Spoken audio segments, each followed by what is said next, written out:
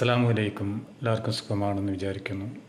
ഞാനിപ്പോൾ പറയാൻ പോകുന്ന വിഷയം എന്താണെന്ന് വെച്ചാൽ, നമ്മളിപ്പോൾ ഇന്ന് സോഷ്യൽ മീഡിയ തുറന്നാൽ യൂട്യൂബോ ഫേസ്ബുക്കോ അതുപോലെ ഇൻസ്റ്റാഗ്രാമെല്ലാം തുറന്നു കഴിഞ്ഞാൽ കാണുന്നതിൽ കൂടുതലും ഒരു 75% നിരീശ്വരവാദികളും അതുപോലെ മറ്റുള്ള മതത്തിലുള്ള തീവ്ര ആളുകളും കൂടി ചേർന്നിട്ട് ഒരു ഇസ്ലാം മതത്തിന്, ഒരു മതത്തിനെ മാത്രം ടാർഗറ്റ് ചെയ്തുകൊണ്ട് അവരെ ഇകഴ്ത്തി കാട്ടുന്ന ഒരു പ്രവണത നമ്മൾ കണ്ടുകൊണ്ടിരിക്കുന്നത്. സത്യത്തിൽ ഇസ്ലാം മതത്തിൽ നമുക്ക് പല നിയമങ്ങളുണ്ട്. ആ നിയമങ്ങളനുസരിച്ച് നമുക്ക് ജീവിക്കാൻ കഴിയുള്ളൂ. നമുക്ക് പലിശ, വ്യഭിചാരം, മറ്റുള്ള അന്യസ്ത്രീ പരസ്ത്രീ ബന്ധങ്ങൾ, അതുപോലെ മറ്റുള്ളതൊന്നും നമുക്ക് അനുവദനീയമല്ല. അതുപോലെ പലിശ വാങ്ങലും കൊടുക്കലും നമുക്ക് അനുവദനീയമല്ല. അതിലെല്ലാം ഹറാമാണ്. അപ്പോൾ അതെല്ലാം ഫോളോ ചെയ്ത് പോകുമ്പോൾ ചില ആളുകൾക്ക് അതിനോടുള്ള വിയോജിപ്പുണ്ടാകും. അത് അവർ ഇങ്ങനെ കാണിക്കുക മാത്രമേ